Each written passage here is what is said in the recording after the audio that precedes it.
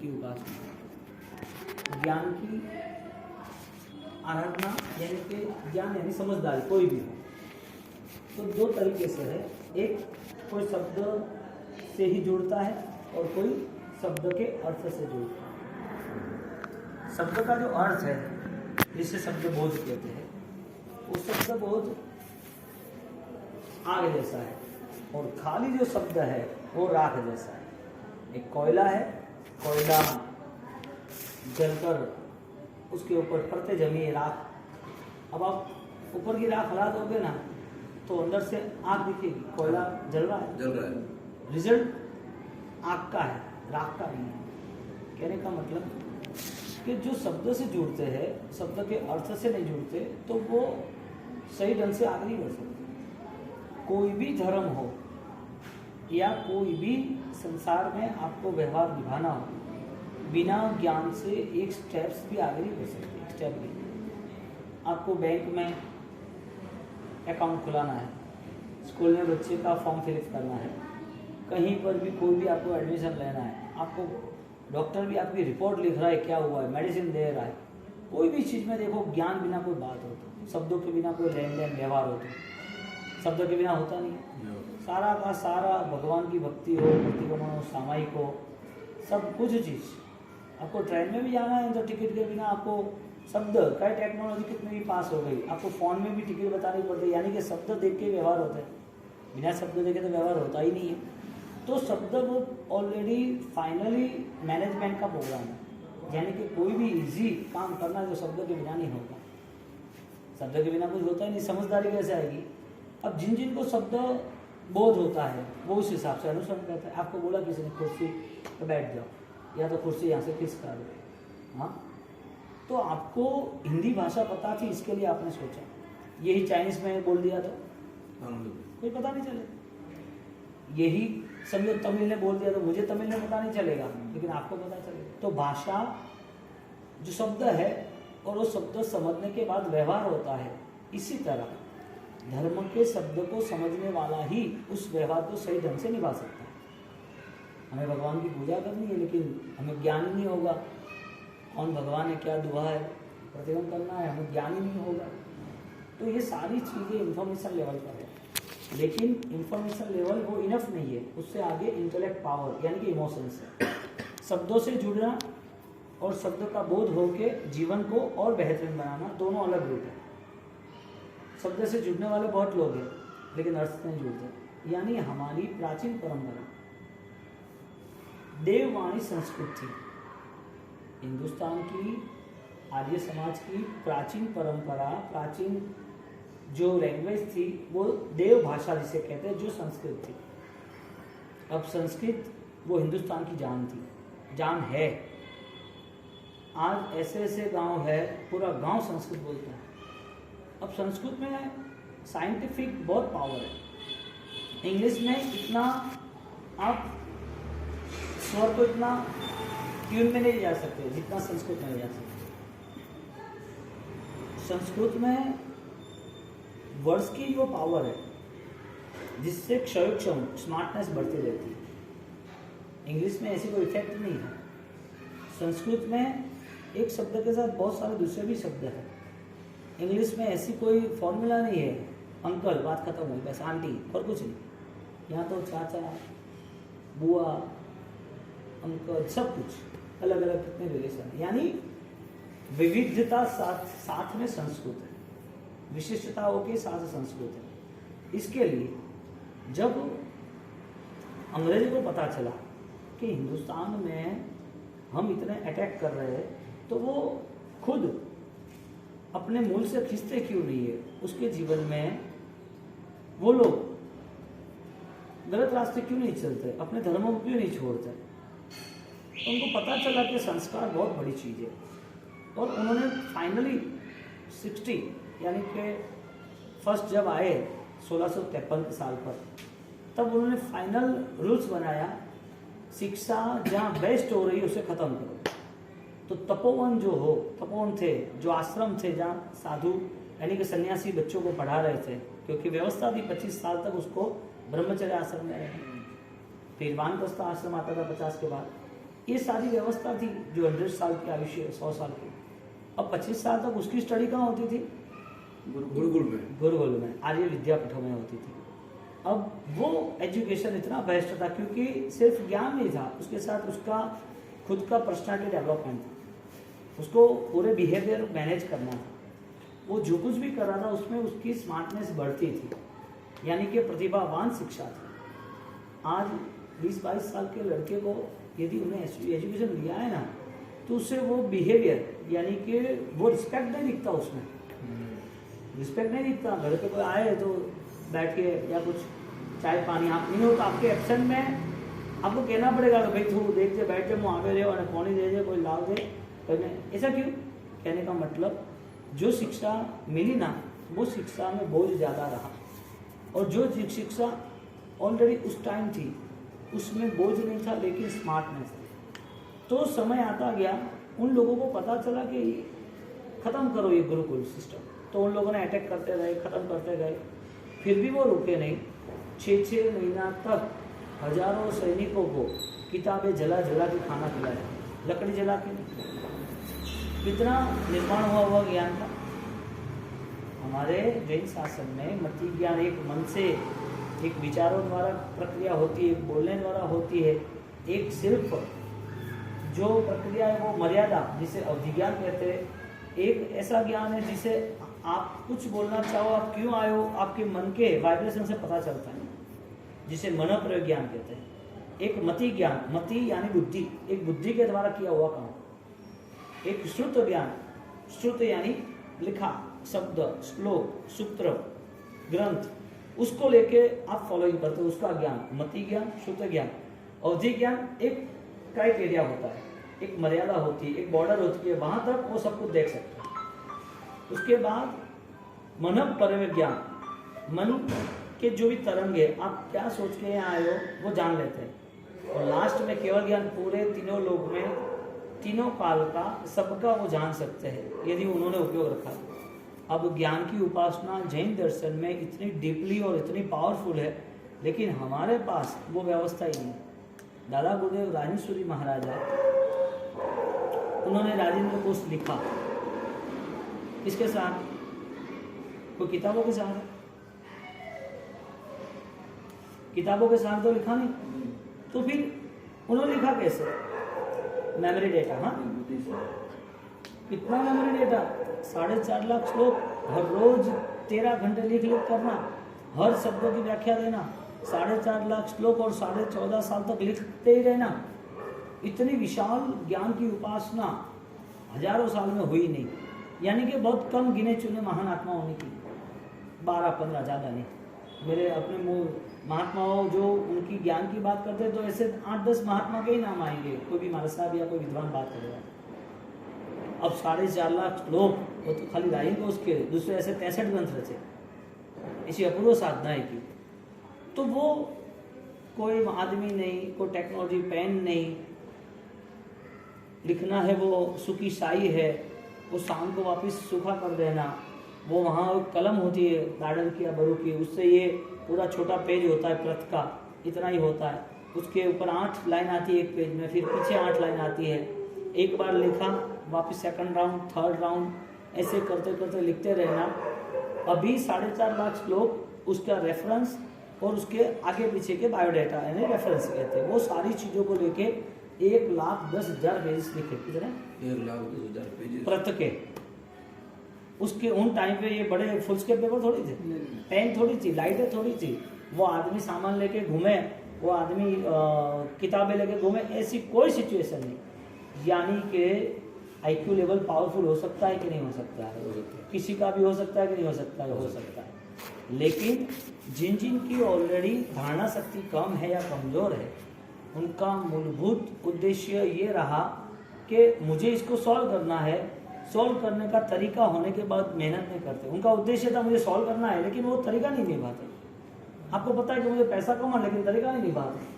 आपको पता है कि मैं बीमार हूँ, मुझे बहुत बुखार आ रहा है, मैं खड़ा नहीं हो सकता, वॉमिट हो रही, चक्कर आ रहा है, वीकनेस है, लेकिन अब मेडिकल वो डॉक्टर के पास जाते नहीं, क्यों भाई? कोरोना है। अब वहाँ जाए और कुछ ट्रीटमेंट में वो एडमिट कर दे तो फंस जाए ना, इसके लिए कहने का मतलब करने की इच्छा होने के बाद भी वो फॉलो ही नहीं करते। इसी तरह जो लोगों का ज्ञान कमजोर है या समझदारी कम है, वो लोग ज्ञान के मामले में पीछे रहे, लेकिन आईक्यू लेवल सब में है, सब में है, आप में है, मुझ में, सब में है, बस उसका प्रोसेस मैनेज करना।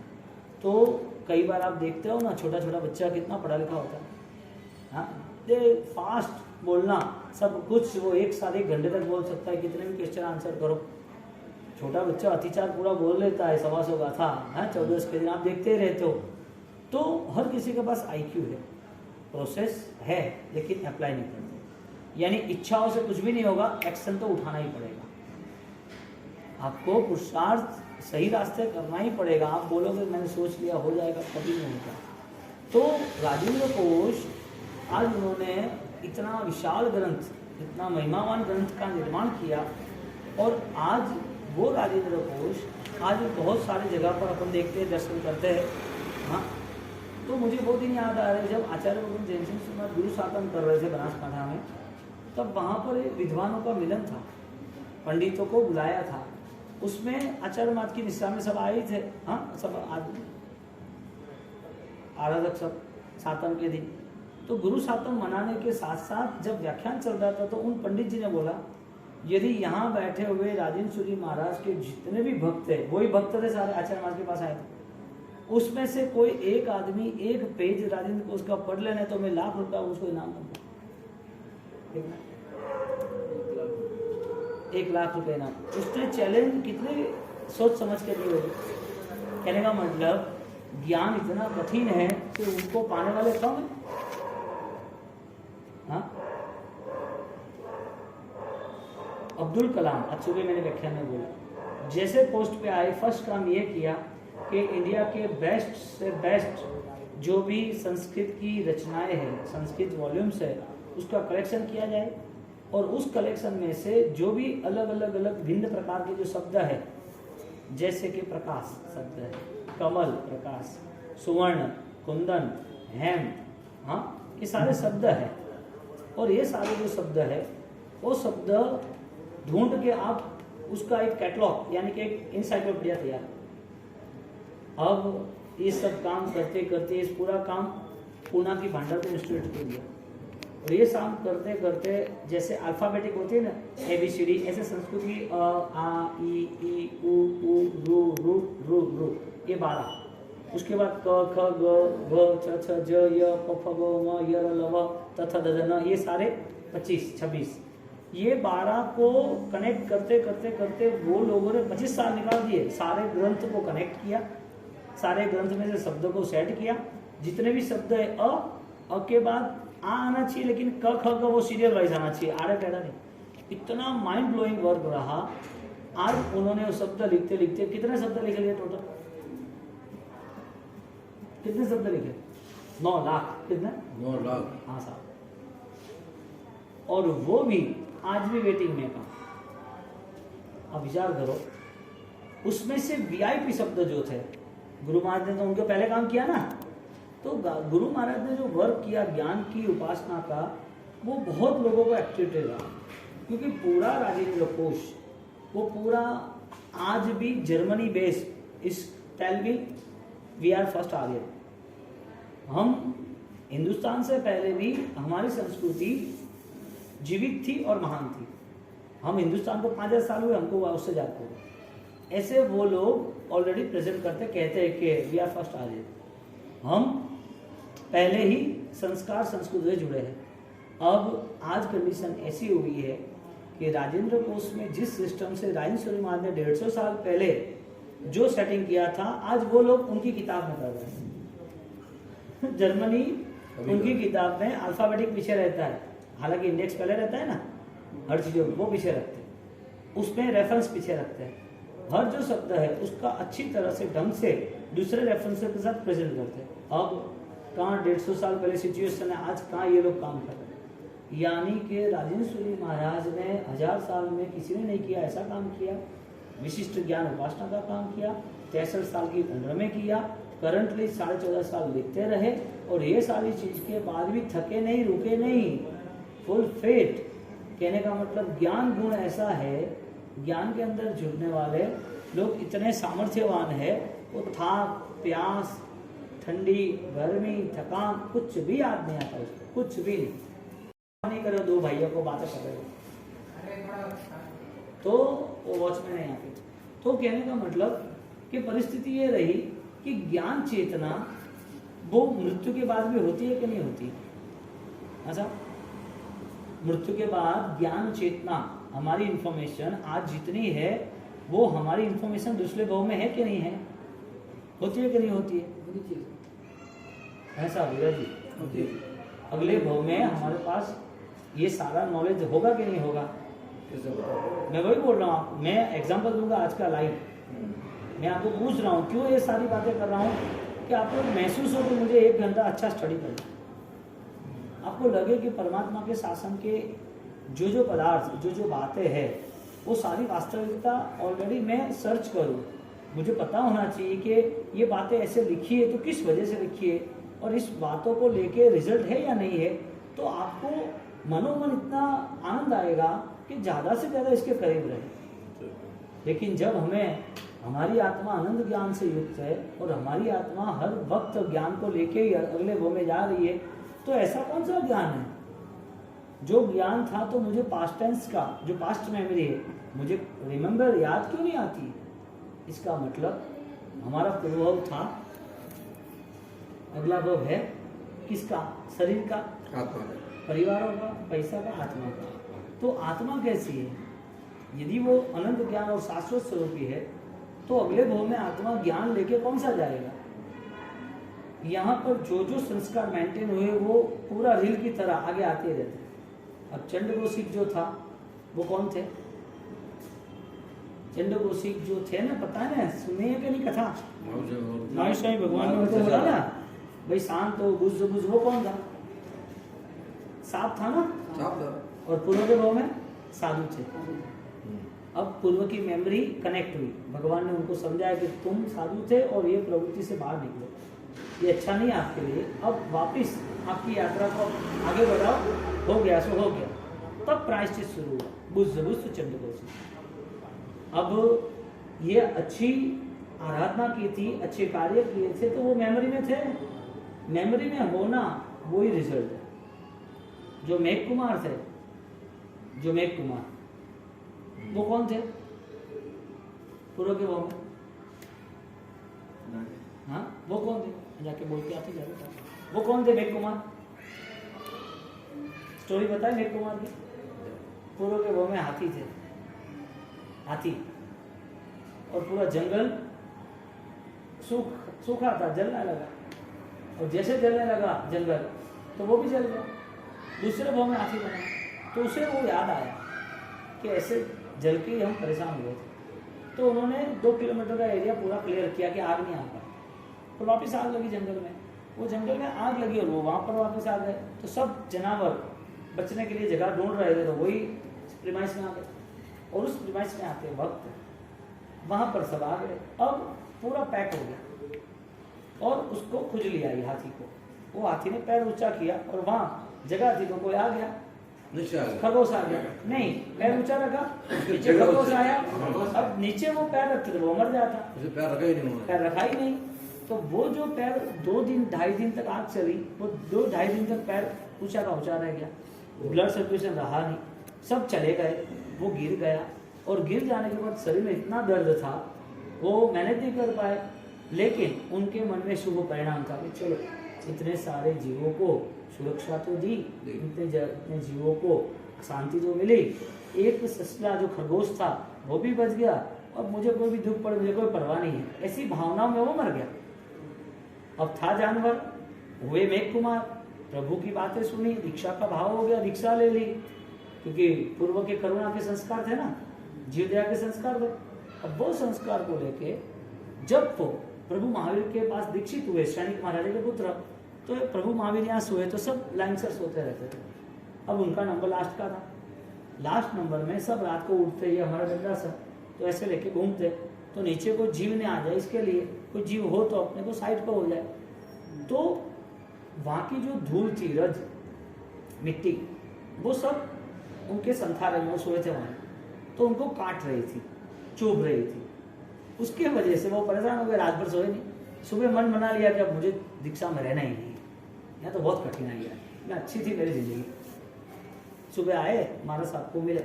महाराज साहब ने बोला, मेघ कुमार, तुम्हें रात को बहुत परेशानी हुई है, तो आप एक बात सुनो। फिर उनको पास्ट मेमोरी याद कराते।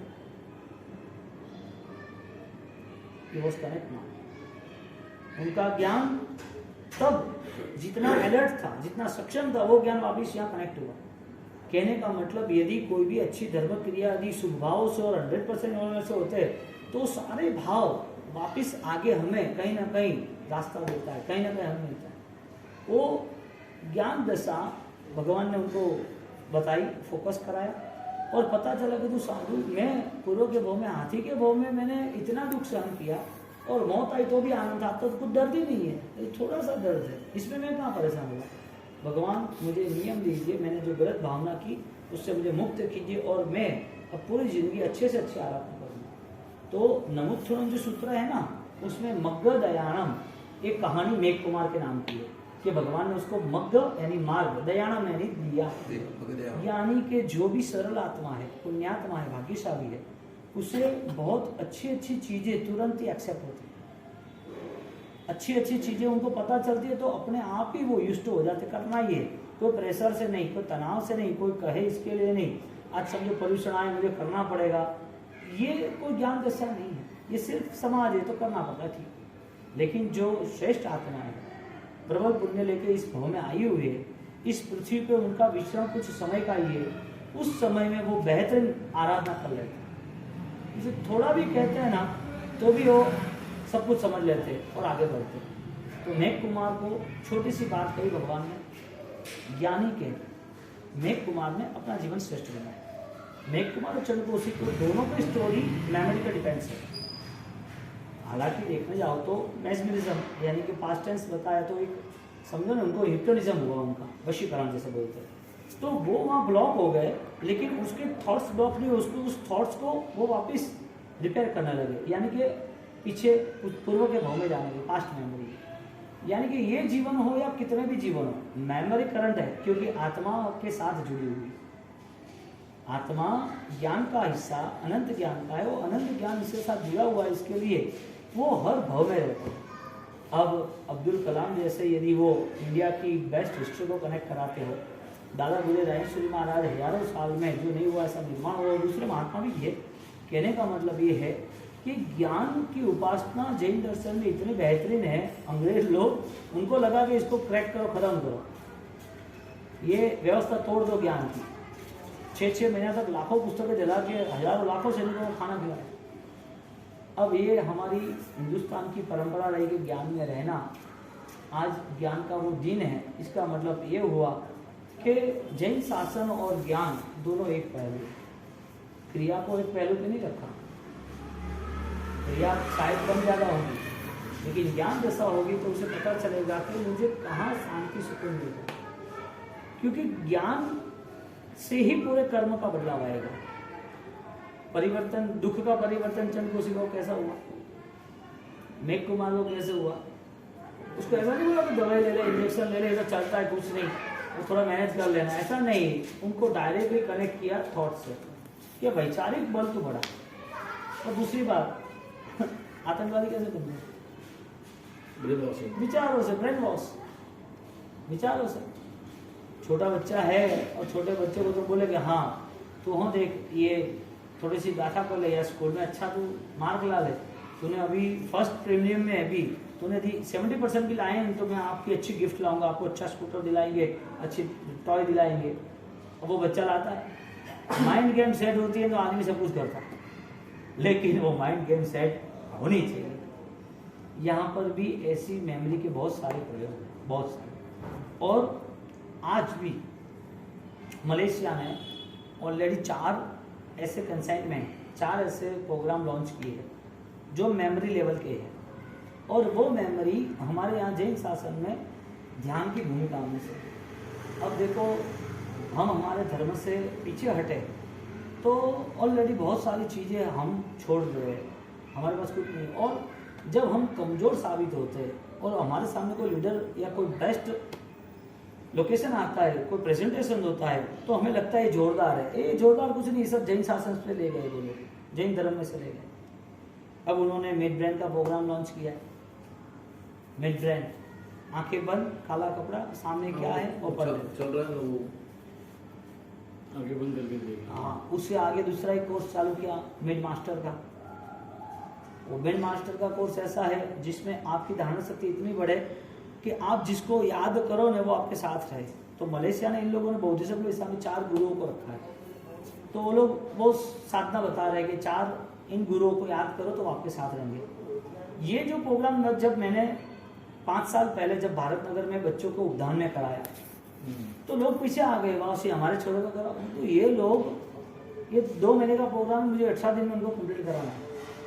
ये बच्चे 12 साल के सब नीचे के 50 बच्चे, तो इन लोगों को मुझे कराना जरूरी है। और आपके बच्चों को कराना तो उसको उपदान में जोड़, क्योंकि उपदान नहीं करेगा तो बस बलिदान तो देना ही पड़ेगा। आप अपने बच्चों को बहुत संभालो करो, ये वो आपकी इच्छा है। ये दूसरे भी बच्चे हैं ना, वो उपदान में बैठे हैं ना, 6 साल का 4 साल का बच्चा नहीं बैठा है, उसको भूख नहीं लगेगी, उसको परेशानी होगी। वो तो थोड़ा माँ का दिल है, लेकिन तैयारी रखनी है तो थोड़ा मन को समझाना पड़ेगा।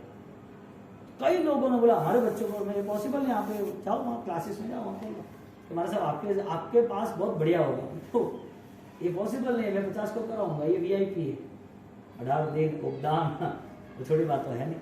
अब मिड ब्रेन के बाद मिड मास्टर का कोर्स है।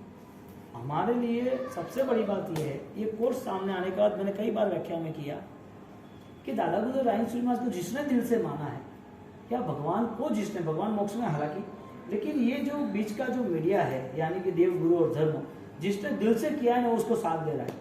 आप बोलते गए, आप राइन श्रीनिवास के वहाँ गए और गुरु महाराज को बहुत भक्ति से प्रदक्षिणा दी, पूजा की, चढ़ावे लिए, गुरु महाराज को प्रार्थना दी, तो आप यहाँ आते हो तो चेंज क्यों हो जाता है सब, यानी कि प्लस क्यों हो जाता है? वजह क्या? आपके पास मिड मास्टर है, आपके माइंड में उनके प्रति इतनी श्रद्धा है, वो आपको साथ देते ही। जो इन लोगों ने मॉडिफाई करके अलग तरीके से प्रेजेंट किया, जिसका नाम मिड मास्टर दिया, वो उन्होंने अपने गुरु की परंपरा बताई कि इनको याद करो तो ये साथ देगा, आपकी सब 20 आपकी इच्छाएं पूरी। मिड ब्रेन एक पढ़ाई का, आपके खिस्सा में कौन सा कार्ड अभी कह सकते, मिड मास्टर वो, फिर एक्सेस बॉस वो कोर्स आया। वो कोर्स के नाम पर कठिन से कठिन शारीरिक जो सर्जरियाँ है वो बिना शस्त्रों से, बिना ऑपरेशन से सॉल्व हो सकती, और ऐसा हुआ है। UNO उन्होंने वर्ल्ड लेवल पर जर्मनी से डॉक्टरों की टीम वो इंडिया में आती है और ये सारा काम 15 दिन 10 दिन करते ही रहते हैं।